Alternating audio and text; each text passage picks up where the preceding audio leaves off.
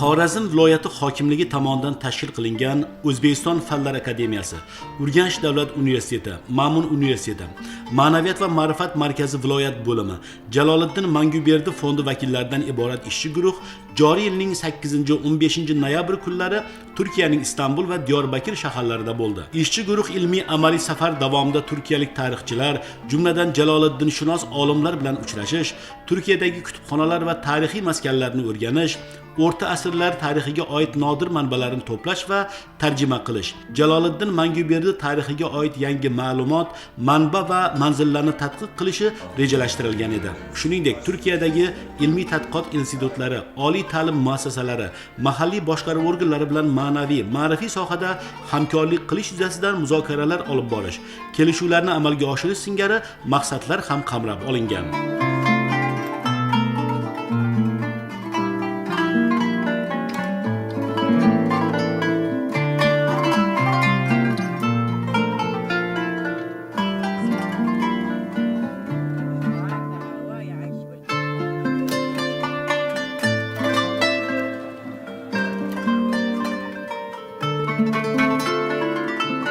Yurtimizda mana shu Jaloliddin Manguberdi tarixini, buyuk sarkardaning tarixini o'rganishga qaratilgan harakatlar muhtaram prezidentimiz Shavkat Miromonovning harakatlari, tashabbuslari bilan bog'liq.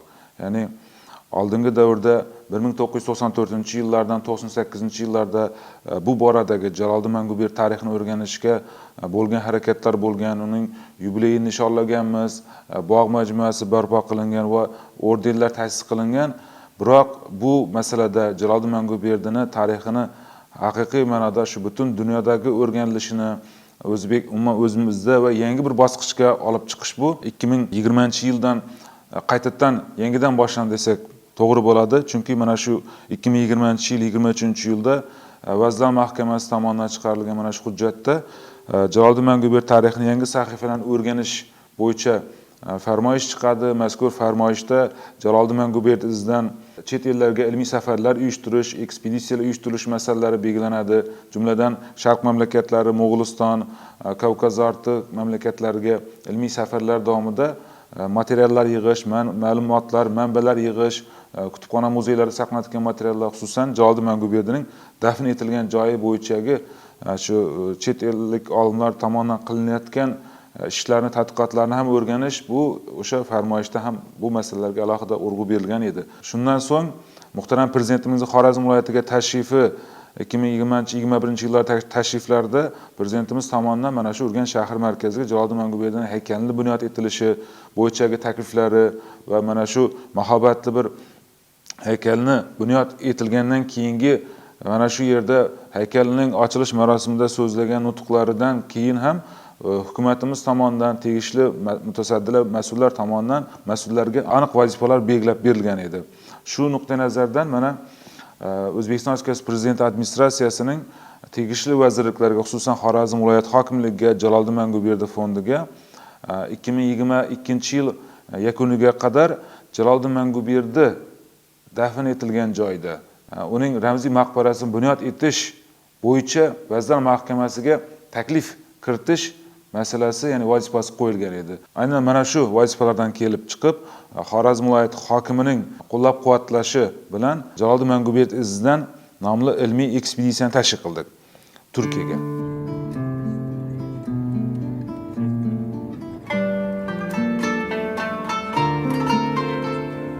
Safarning dastlabki kunida ishchi guruh a'zolari turkiyalik tarixchi, Xorazm shohlarida davlat tashkiloti, madaniy va siyosiy hayot hamda bir qator tarixiy monografiyalar muallifi Ko'jayli universiteti doktori professor Meryam Gurbuz bilan uchrashdilar. Suhbat davomida professor Meryam Gurbuz o'z monografiyasining Ma'naviyat va ma'rifat markazi Xorazm viloyati bo'limi tomonidan o'zbek tilida chop qilinganligidan mamnun ekanligini ta'kidlab, Xorazmshoh Jaloliddin Manguberdi haqidagi yangi tadqiqotlar olib borayotgani xususida to'xtalib o'tdi. Xususan Meryam Gurbuz tadqiqotida tarixiy manbalarda Jaloliddin Manguberdining shaxsi va faoliyatiga qanday yondashganliklari haqida ma'lumot berdi.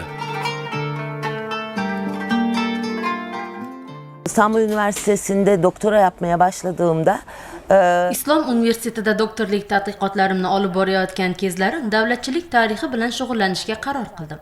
Bu borada o'rta asrlar tarixidagi tadqiqotlar unchalik ko'p emas edi. Xorazm shohlarining siyosiy tarixi borasida Turkiyada bir nechta tadqiqotlar qilingan edi. Ustozlarim dastlab Muhammad Xorazmshoh borasida ilmiy izlanishlar olib borishni aytgan edilar.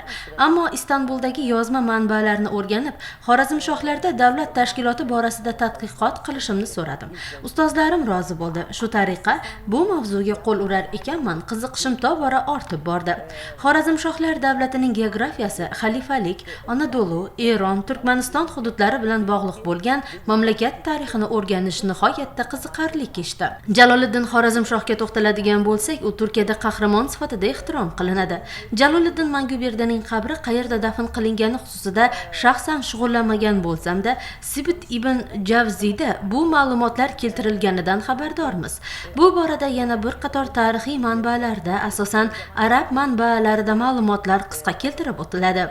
Biz siz bilan hamkorlik qilish, tadqiqotlarni birgalikda olib borish, ilmiy yangiliklarni va tadqiqotlarni almashishga tayyormiz. Xorazm shohlar tarixi borasida ilmiy tadqiqotlar olib borayotgan yosh tarixchilarimiz, shogirdlarimiz ko'p. Ularning siz bilan bevosita hamkorligi ikkala tomon uchun ham manfaatli bo'ladi. onları da davet ederiz. Çok memnun olurum. Seve seve.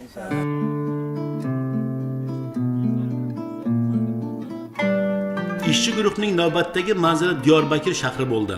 Diyarbakir Turkiyaning janubi sharqidagi eng qadimiy shaharlardan biri bo'lib, turli xil madaniyatlar to'qnashgan, payg'ambarlar, sahobalar va madaniyatlar shahri deya ataladigan tarixiy o'lkadir.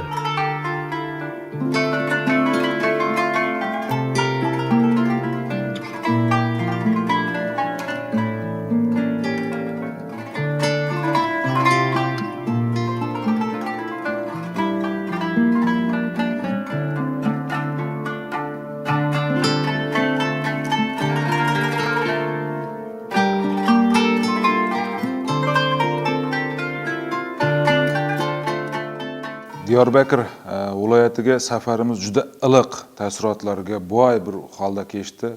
Turkiyaning bu qismi, ya'ni Diyarbakir, o'sha ziyorat turizmi uchun bir qulay hudud bo'lishi bilan birga, lekin nimagadir biz u yerda juda ko'plab bir mehmonlarni, chet ellik mehmonlarni kuzatmadik. Odatda Turkiyaning Antaliya qismi yoki g'arbiy qismlarida ko'proq mehmonlar keladi, chet el mehmonlar keladi va ziyorat turizmi ham o'sha taraflarda rivojlangandek ko'rdim. Bu tarafda ko'p turistik chet ellik mehmonlarni ko'p emasligini guvoh bo'ldik. Biz bu yerda Diyarbakırda juda bir iliq bir kayfiyat bilan kutib olindik. Ya'ni bizga Turkiyaning Dicle Universiteti rektori Mehmet Karakoç, ijtimoiy tadqiqotlar instituti rektori Oktay Bozan va tadqiqotchi, mana shu universitet tadqiqotchisi Arafat Yaz va boshqa mana shu Diyarbakırlik ko'plab ustozlar, ko'plab mana shu Jaloliddin Manguberdining o'sha dafn etilganligi bilan bog'liq ishchi guruh, ya'ni Turkiyada Diyarbakırda Jaloliddin Manguberdi dafn etilgan joyni o'rganish bo'yicha ishchi guruh tuzilgan. Viloyat hokimligi universitetini ishchi guruhi juda katta yetuk mutaxassislardan iborat ishchi guruh tuzilgan va mana shu ishchi guruh ham bizga o'sha safarimiz davomida barcha ish sharoitlarini, barcha imkoniyatlarni yaratib berdilar. Xususan bunga biz bu sababdan Diyarbakırdagi Dicle universitetiga o'zimiz minnatdorchiligimizni bildiramiz. Xususan Oktay Bozan damlamizga, Arafat Yaz damlamizga o'zimiz chin yurakdan minnatdorchiligimizni bildiramiz. Safarimizni demak birinchi kuni Diyarbakır bilan tanishish, Diyarbakır hududlari, ya'ni Diyarbakır qal'asi bilan tanishish, Diyarbakırning ich qal'asi bilan tanishish, umuman mana shu biz o'rganayotgan davrda Jaloliddin Manguberdi, ya'ni o'sha Mo'g'ullar bosqini jarayonidagi o'sha Diyarbakırning holati, shaharning maydoni, umuman Jaloliddin Manguberdining bu yerga kirib kelishi bilan bog'liq jarayonlarni o'sha bevosita shu yerda o'zida o'rgandik. Chunki haqiqatan ma'lumki 1230-yil, 30-31-yillarda Jaloliddin Manguberdi bilan ham bu shaharning bog'liqligi, bu shaharni o'sha bu shaharga Jaloliddin Manguberdining kelgani va kelishi jarayonida bu shaharning hokimi Mas'ud tomonidan Jaloliddin Manguberdi iliq qabul qilinmaganligi va Jaloliddin Manguberdi o'sha shaharga yaqin bo'lgan joyda O'n ko'zli ko'prik deb nomlangan bir mashhur ko'prik bor 10-asrga oid. Va aynan mana shu ko'prik yonida Jaloliddin Manguberdi butun shu qo'shini bilan tunagani va yarim kechada kutilmaganda bu yerga Mo'g'ullarni kutilmaganda kirib kelishi va Mo'g'ullar bilan dahshatli bir to'qnashuv bo'lgan hududlarda biz o'zimiz ko'zimiz bilan ko'rdik, o'sha ko'priklarni ko'rdik. Mana biz eng hayajonli damlardan birida turibmiz. Mana shu yerga 1231-yil yozida Jaloliddin Manguberdi chekinib o'zining qo'shini bilan Diyarbakır viloyatining mana shu Dajla daryosi oqib o'tadigan yerida 10 ustunlik ko'prigida turibmiz. Xuddi mana shu yerga kelganda quyosh botib, nihoyatda Jaloliddin Manguberdining qo'shinlari charchagan holda mana shu daryoning o'sha o'ng sohilida chodir qurib, Jaloliddin Manguberdi o'zining razvedka, ya'ni josuslarni har tomonga 4 tomon chor atrofga jo'natib, Mo'g'ullarning bor yo'qligini bilib keling deb jo'natadi. Biroq mana shu yerda eng katta xato shu bo'ldiki, Jaloliddin Manguberdi yuborgan josuslar boshlig'i o'sha biz hamma atrofni uzoqdan ko'rdik, bildik. Mo'g'ullar umuman yo'q degandan keyin bo'lmasa, mana shu yerda biz uzoq yo'l yurib juda qattiq charchaganmiz. Mana endi mana shu yerda daryo bo'yida yaxshilab bir dam olishimiz kerak. Chunki uzoq yo'llar yurib, jangu jadallarda nihoyatda qo'shin charchadi. Mana shu yerda chodirlarni qurib, Jaloliddin Manguberdi bobomiz ham mana shu yerdagi o'zining qo'shini bilan dam olishga qaror qildi. Lekin mana shu yerda josuslarning noto'g'ri xabargarlarning bergan ma'lumoti tufayli Mo'g'ullar chuqur mana shu yerga yaqinlashib kelgani tekshirilmagan. Lekin shunga qaramay, turkmanlardan bittasi kelib turib, yaqinda mana shu yerda men Mo'g'ullarni ko'rdim. Mo'g'ullarni umuman hech kimnikiga, bu yerning askarlarga o'xshamaydigan kiyimda. Ular butunlay bir boshqa Mo'g'ullarning kiyimiga va otlari ham Mo'g'ullarnikiga o'xshagan deb ogohlantiradi. Lekin haligi xabargarlar boshlig'i esa yo'q, biz hamma yerni tekshirganmiz. Tekshirib chiqdik, lekin atrofga uzoq joylarga hammasini aylandik. Mo'g'ullar yo'q deydi. Natijada hamma dam olib yana uzoq vaqt charchaganligi uchun may ichishga ham ruxsat beradi. Natijada mo'g'ullar shu yerda yarim tunda nihoyatda qattiq o'qlar ostida yog'dirib, dunyo haligi shuning Jaloliddinning uyg'oq soqchilaridan biri shunday hayqiradiki, jahonni to'fon bosdi, turing, yov keldi deb hamma yoq chodirlardagini o'yatguncha mo'g'ullar o'q yomg'irini yog'dirib, o'qyaylardan shunday ilma-teshik qilib tashladi chodirlarni. Natijada Jaloliddin Manguberdi shunday buyruq berdiki, kim qaysi tomonga qochib boshini qutqarsa, qutqarsin, men o'zim topib olaman sizlarni deydi-da, mo'g'ullarning katta qismini o'ziga jalb qilmaslik uchun bir-ikki soqchisi bilangina Ayndor tomonga qarab qochadi va Ayndor tog'lariga chiqib, tarmashib, o'sha yerda qulab qolgandan keyin qo'lga tushadi. Mana biz tarixiy joyda turibmiz. Jaloliddin Manguberdining eng falokat o'qlari ostida qolgan joyi mana shu ko'prik hisoblanadi.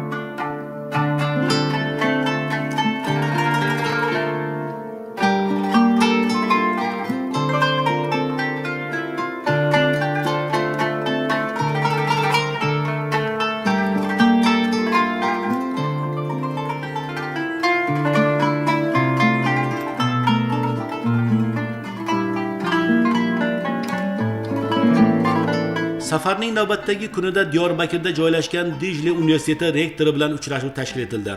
Uchrashuv juda samimiy, mazmunli va maroqli kechdi.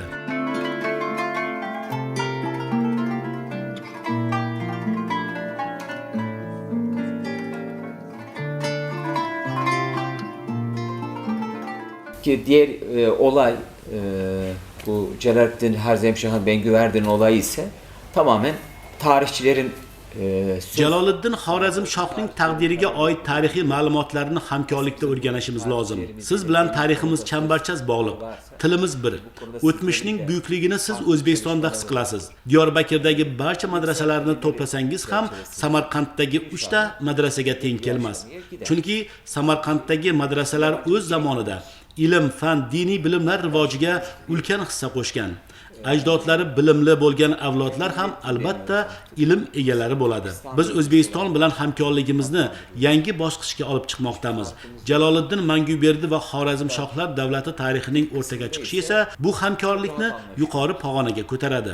Biz uchun O'zbekiston bilan olib boriladigan har qanday hamkorlik juda qimmatlidir. O'zbekistondagi bir qator oliy ta'lim muassasalari bilan hamkorlik ishlarini yo'lga qo'ydik. Qarshi davlat universiteti olimlari bizga tashrif buyurdilar. Olim va tadqiqotchilarning bunday hamkorligi o'z samarasini bermasdan qo'ymaydi. Siz uchun ham hamisha eshiklarimiz ochiq. Hocam biliyor. Yani özellikle o bölgeden hocaların gelmesini istiyoruz buraya.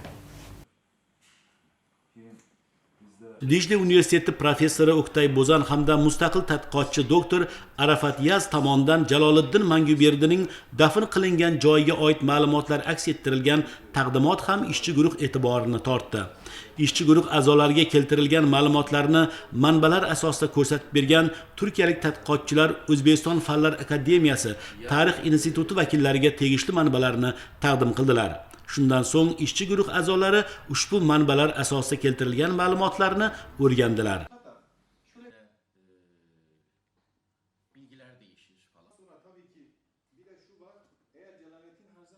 Safarimizning eng asosiy, eng bir muhim nuqtasi, eng muhim jarayoniga yetib kelyapmiz.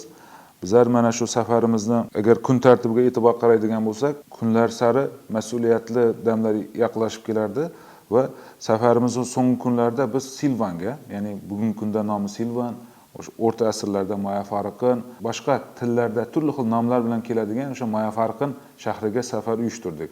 Biz u shaharga 1 yil oldin ham borgan edik va unda dastlabki ma'lumotlarni o'sha manbalardagi Jaloliddin Manguberdi dafn etilgan hudud masalasi bo'yicha dastlabki fikrlardan keyin bu safar uyushtirganlik bu haqda axborot vositalaridan ma'lumotlar e'lon qilingan, materiallar e'lon qilingan va bu shaharga biz qaytadan borishga imkonimiz bo'ldi. Silvan shahriga safarimiz davomida biz shahar hokimi, ya'ni ularda Silvan qaymakami deb nomlanadi, Silvan qaymakami Hasan Uguz bilan ham uchrashdik.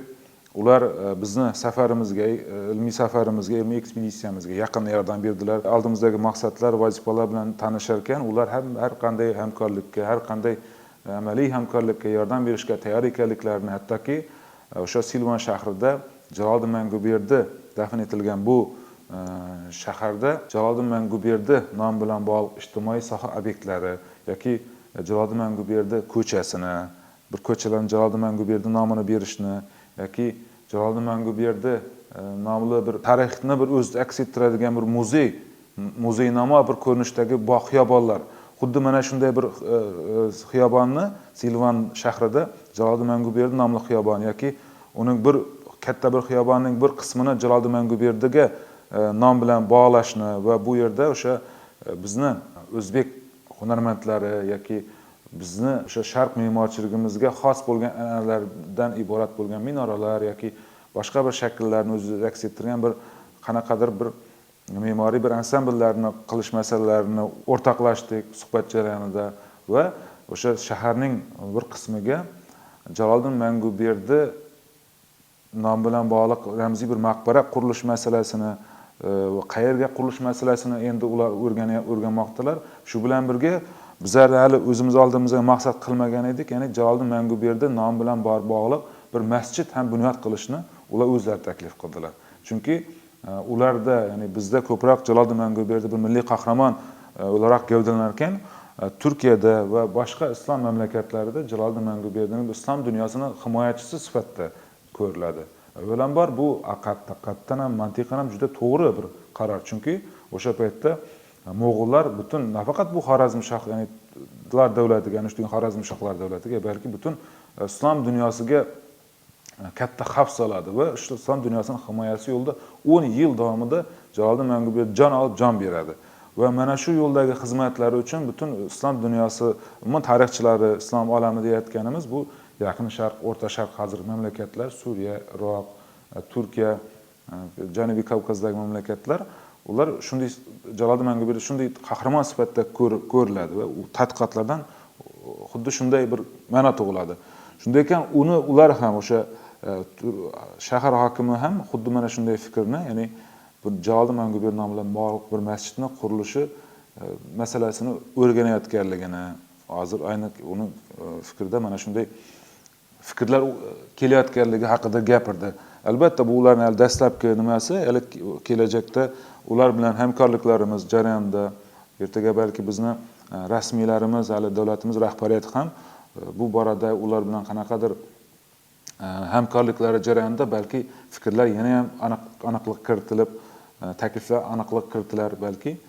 Umuman olganda o'sha shahar hokimi bilan uchrashuvimiz juda iliq va samimiy ruhda kechdi va amaliy natijalarga boy bo'ldi.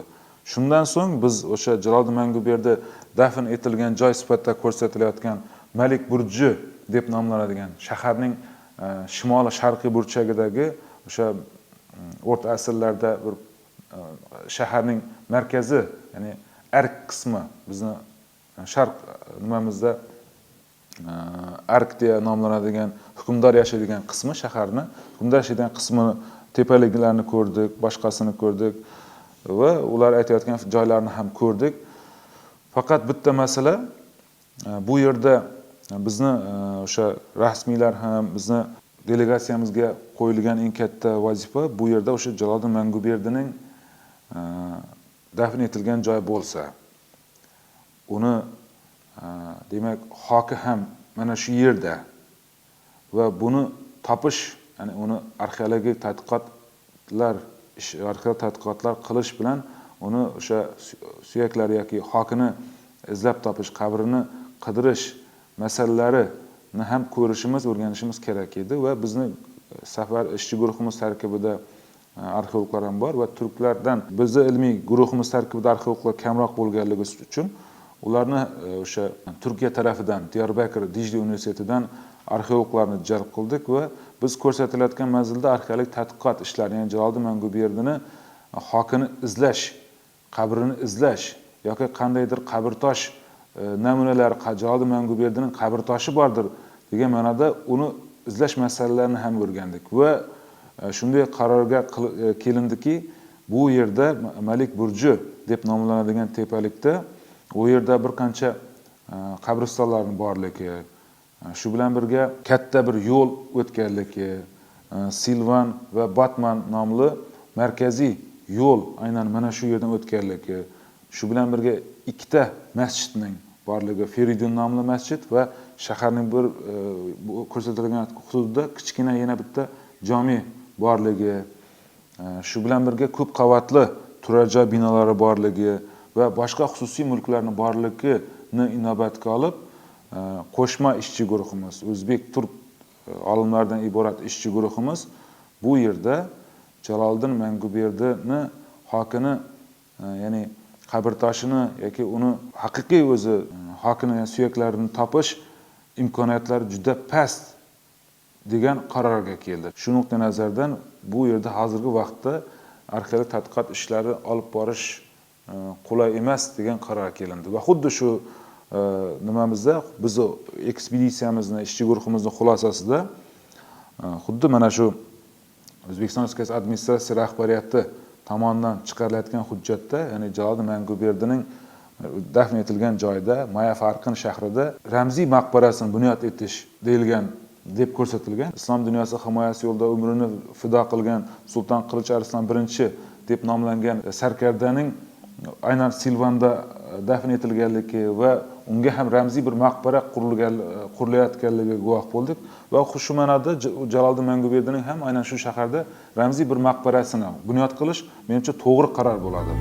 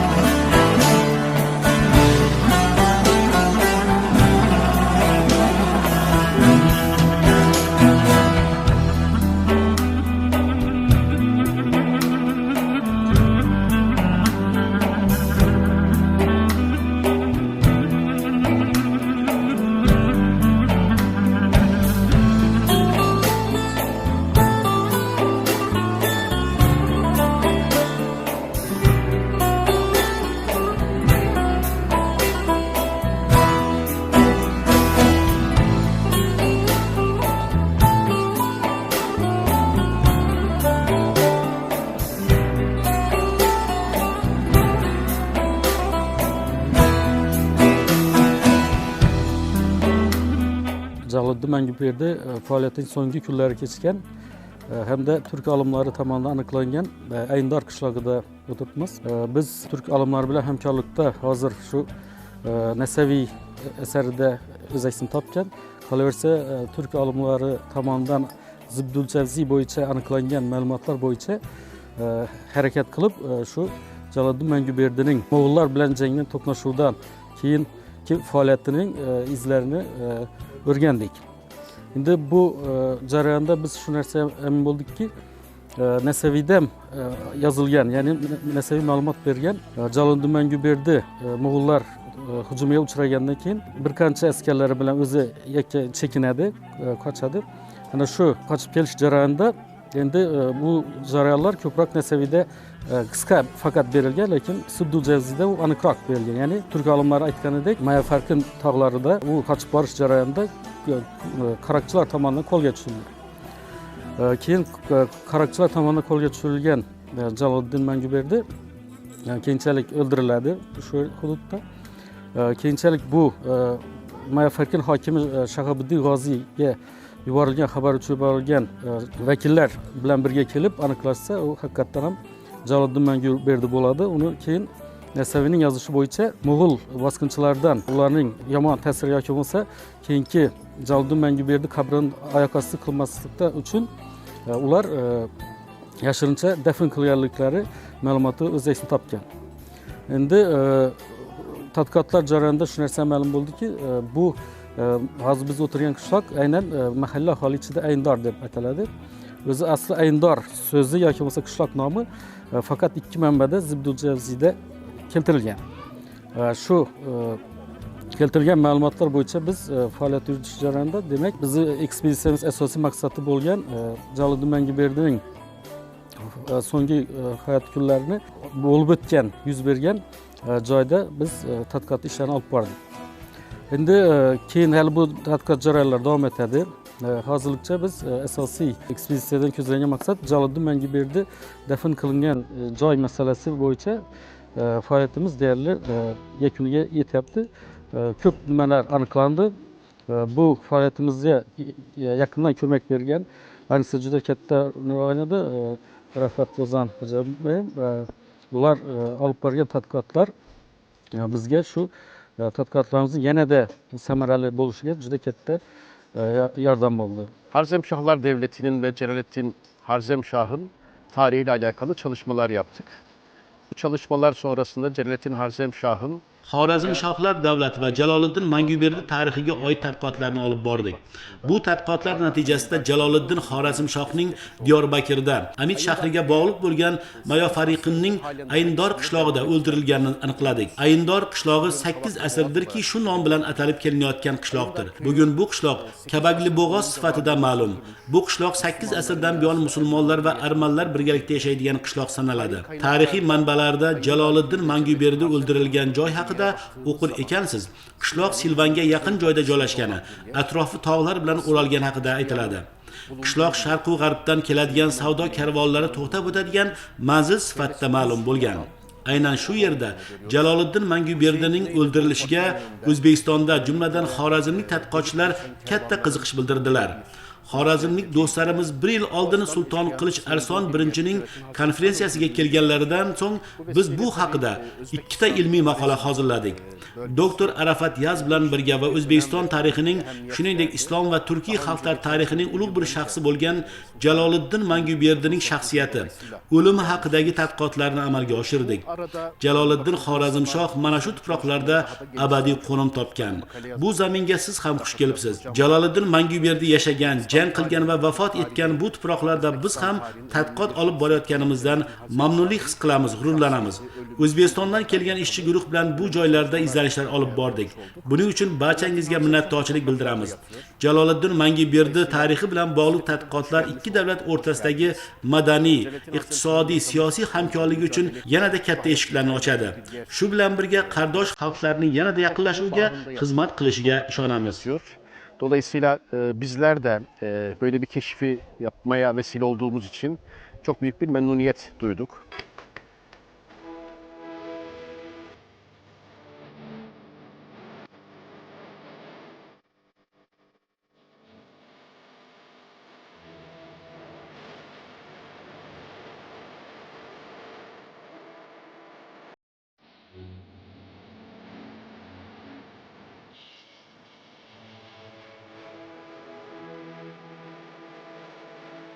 Biz turgan demak joy Silvan shahri bo'ladi. Tarixda Mayofariqin deb atalgan. Bu o'sha qadimgi o'sha manbalarda aytilishicha Rim davrida asoslangan deyiladi, lekin o'sha arxeologik yodgorliklar boshqalar Rim davridan ham oldingi davrlarga borishni aytadi. Chunki bu yerda shahar bo'lishiga sabab suv masalasida juda ham ko'p o'sha buloqlar, boshqalar, ya'ni suv zaxiralari bo'lgan va odamlarning yashashi uchun demak o'sha birinchi navbatda suv bo'lishi kerak bo'lgan va aynan mana shu suvni ko'pligi bu yerni o'sha qadimdan shahar bo'lib shakllanishiga turtki bo'lganligini ko'rish mumkin.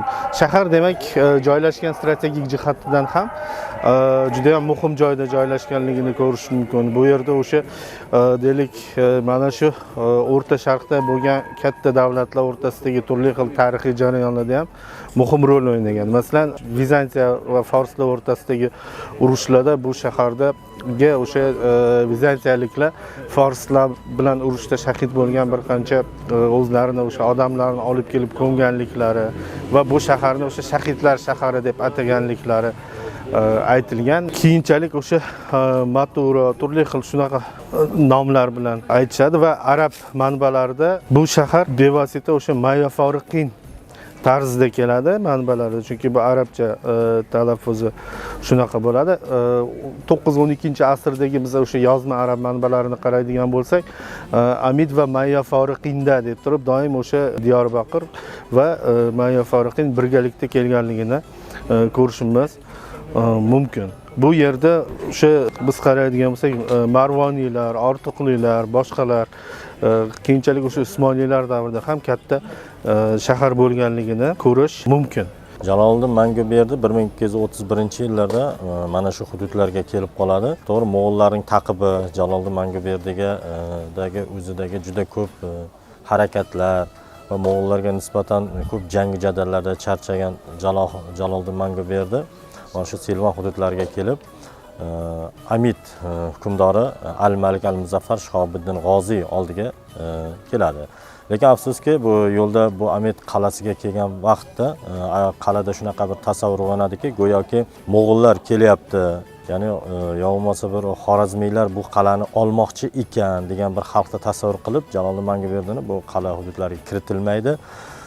Lekin Jaloliddin bu qal'aga kiritilmay xalq tomonidan norozilik bildirilgandan keyin Jaloliddin majbur bo'ladi, bu qal'aga kirmaydi. Lekin qala hukmdori o'sha Shihobiddin G'oziyga Nasaviyni yuboradi, ya'ni o'zining elchisi qilib yuboradi va bu elchi Nasaviy Shihobiddin G'oziy bilan uchrashadi. Uchrashgandan keyin Shihobiddin G'oziy Jaloliddinga cheksiz hurmatli ekanligini, o'zining do'stona mehribonligini namoyon etib, lekin hamma ixtiyor mening o'zimda emas degan fikrda aytadi. Chunki Shihobiddin G'oziy ham bu yerga Amid qalasida hukmdori bo'lgan taqdirda ham buni boshqaradigan o'zidan yuqori akalari bor edi va akalarining buyrug'i ham ayrim hollarda bo'ysunishimga to'g'ri keladi degan fikrni bildiradi va shu Nasaviyga aytadiki, mo'g'ullar agar kelayotgan bo'lsa, Jaloliddin kelib bu yerda ma'lum miqdor qal'aning ichida tursin degan bir fikrni bildiradi. Jaloliddin Manguberdi 1231-yillarda o'sha jangi jadallardan charchagan holda mo'g'ullarga qarshi tinimsiz kurashlari natijasida ana shu hududlarga kelib qoladi. Bu hozirgi Selvan hududlariga kelgandan keyin Jaloliddin Manguberdi avvalambor o'zining do'sti, qadimgi eng bir ishonchli shaxslardan bo'lgan Al-Malik Al-Muzaffar Shihobiddin G'oziy oldiga holdiga qarab harakat qiladi.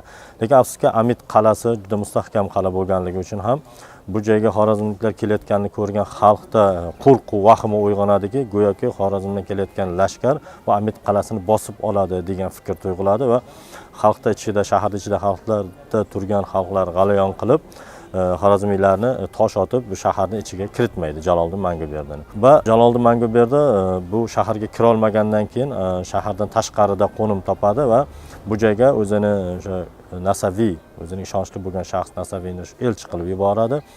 Nasaviy Shihobiddin Al-G'oziy oldiga elchi bo'lib kelib, Jaloliddinning mana shu yerga qo'shiniga qo'shilishini va birgalikda mo'g'ullar hujum qilish kerakligi to'g'risida taklifini aytadi.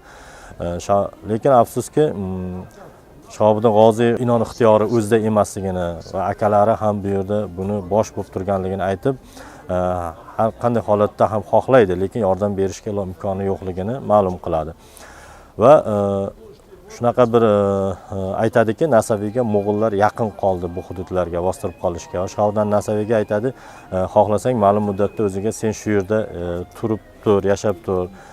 Jaloliddin agar mo'g'ullarni yengsa, keyin sen ketajaksan degan bir fikrni bildiradi. Lekin Nasaviy aytadiki, mening jonim sulton jonidan ustun emas. Men va sulton qayerda bo'lsa, men ham o'sha joyda bo'laman.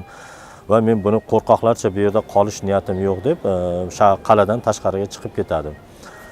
Va qal'adan chiqqandan keyin Jaloliddin oldiga qarab harakat qiladi. Lekin bu vaqtda Jaloliddin Manguberdi o'sha mo'g'ullar bilan jangi, savash bo'lib yotgan vaqtda mo'g'ullar taqib kelayotganda shu tog' hududlarida turgan vaqtda mo'g'ullarni bilib kelish uchun o'zining o'sha amirlaridan biri Urxonni yuboradi. Nasaviy o'zining kitobida shunday ma'lumot bertiradiki, ya'ni Urxonni borib o'sha hududlarda, axloq hududlariga bor, haqiqatdan mo'g'ullar keldimi, ularda qanday holatda turganligini bilib kelish uchun yuboradi. Lekin Nasaviy aytadiki, Urxon qo'rqoqlarcha keldi va u mo'g'ullar ketdi degan yolg'ondakam ma'lumotni Jaloliddinga beradi. Jaloliddin bu ma'lumotni olgandan keyin juda ham ishonadi-dagin bamayli xotir dam olib, qo'shiniga ham dam beradi.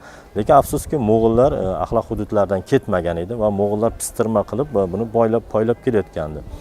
Va xon, ya'ni Amitdan uzoqroq xon degan joyda mo'g'ullar Jaloliddinga bir hujum uyushtiradi va bundan keyin Jaloliddin yana chekinishni boshlaydi. Va undan chekinib mana shu Amit hududlariga yana ham yaqinlashadi. Lekin afsuski mo'g'ullarning bir vaqtda shu 1231-yil avgust oyi oralig'ida Nasaviy bergan ma'lumotga ko'ra, avgustning o'rtalarida mo'g'ullarning tunda to'satdan qilgan hujumi natijasida Jaloliddin Manguberdi kutilmagan zarba natijasida chekinadi. Lekin mo'g'ullar o'zining 15 ta otliq navkarini Jaloliddinni tutib kelish uchun yuboradi va Jaloliddin yo'lda ularning bir 3-4 tasini o'ldiradi va o'sha Nasaviy keltirilgan uzoqroq Ayndor, ya'ni yo'lsa Endor qishloq hududiga chekinganligi to'g'risida ma'lumot beradi va o'sha hududlarda Jaloliddinni o'sha halokatga uchraganligi to'g'risida ma'lumotlarni berib o'tadi. Va Jaloliddinni Manguberdining bu vafoti, o'limi to'g'risidagi ma'lumotni masalan Nasaviy ham berib o'tadi. Undan keyin Gruzin, Alman, Arab, Fors tarixchilari to'g'risidagi ma'lumotlarda ham uchraydi. Xususan masalan Kirakos Gergatsi, yo'sa Vardan, Sebastatsi, Ibn al-Irbi ma'lumotlarida, Juvayni, Rashididdin al-Umari ma'lumotlarida ham o'sha Jaloliddinning vafoti, lekin ulardagi ma'lumotlar turlicha shahar nomini aytsa ham, lekin bitta hududni ko'rsatadi. Ayrimlarda Mayaforiqin, masalan Nasaviyda Mayaforiqin hududlarida desa, Juvayni Juvayni o'zining Tarix Jahongushi asarida esa bu hududlarda o'sha Amit shahri atrofida deb bildiradi. Nasaviy kitobida keltirilgan o'sha Mayaforiqindagi Endor qishloq hududlarida Jaloliddinning halok bo'lganligi, ya'ni kurd tomonidan o'ldirilganligi to'g'risida ma'lumotni berib o'tadi. Jaloliddinning o'limini eshitgan o'sha Al-Malik al-Muzaffar Shihobiddin G'oziy shunaqa aytadiki, sizlar bundan xursand bo'ldilayapsizlarmi deydi. Afsuski bundan xursand bo'lmanglar. Bu bizlarning mo'g'ullar o'rtasida turgan, ya'ni Yajuj va Majujlar o'rtasida turgan bir tog' edi. Bu tog' quladi. Endi musulmon olami o'zining himoyasini yo'qotdi degan bir gapni gapiradiki va bu juda bir achinarli holat edi. Chunki Jaloliddin bular o'rtasida ulkan bir devor bo'lib turgan edi. Jaloliddinni o'sha joyda o'ldirilgandan keyin ma'lum muddat qolib ketadi, lekin uning o'limini olgandan keyin buni aniqlash uchun o'sha paytda Jaloliddinning shaxsiy mulozimi bo'lgan Uturxonni va Amiri Oxir Talmasni, Amiri Oxir o'sha payt Jaloliddinning o'limini, ya'ni o'sha kiyimi, o'zining jasadini olganda uni kimni aniqlashtirish uchun, ya'ni vafot etganda uning kiyimi qoladi, shu soch to'g'nog'i, mashhur qilichi, oti bo'ladi. Buni Shihobiddin G'oziy olgandan keyin buni aniqlashtirish uchun o'sha shaxsiy mulozimi Uturxonni chaqiradi va Amiri Oxir Amiri Oxir Talsobni aytadi va bular bu haqiqatdan Jaloliddinning ekanligini tasdiqlaydi va shundan keyin bular Jaloliddin Manguberdi haqiqatdan o'lganligini ishonadi va shunaqa aytadiki, Shihobiddin G'oziy bundan juda afsus, nadomatlar chekadi va Jaloliddinni o'sha o'ldirilgan hududdagi o'sha shunday Nasaviyda ma'lumot berarki, butun bir hattoki qishloqlarda erkaklarni o'ldirishga to'g'risida buyruq beriladi. Afsuski Jaloliddin Manguberdi shuncha mo'g'ullarga qarshi kurash olib bordi va jangi jadallarda pishdi. Bir anglashilmovchilik natijasida tasodifan Jaloliddin Manguberdi o'ldi. Lekin tarixiy manbalarda keyinchalik ham masalan shu Juvayni o'zining Tarix Jahongushi asarida ham Jaloliddinning o'lmaganligi to'g'risida ma'lumotlarni berib o'tadi. Xususan ayrim rivoyatlar bor. Go'yoki Jaloliddin Manguberdi shu sufiylik kiyimida yuribdi degan. Bu esa Jaloliddinning nomi mashhur ekanligini, bu o'rtada Jaloliddin qanchalik aholi sevishligini ko'rsatib beradi. ishchi guruhning o'rganishlari hamda turkiyalik olimlarning izlanishlari natijasi o'laroq qolaversa manbalarda keltirilgan ma'lumotlar tahlili Jaloliddin Manguberdi Silvanda dafn etilgan degan xulosaga kelindi.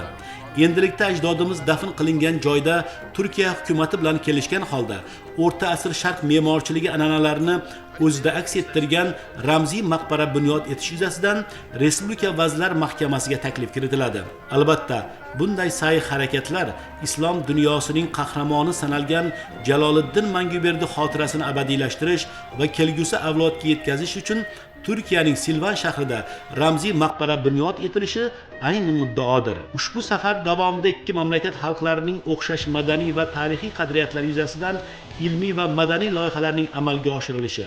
Bu masalada Urganch davlat universiteti, Ma'mun universitetining Dijli universiteti bilan hamkorlik borasidagi kelishuvi davlatlararo munosabatlarning rivojlanishiga xizmat qiladi.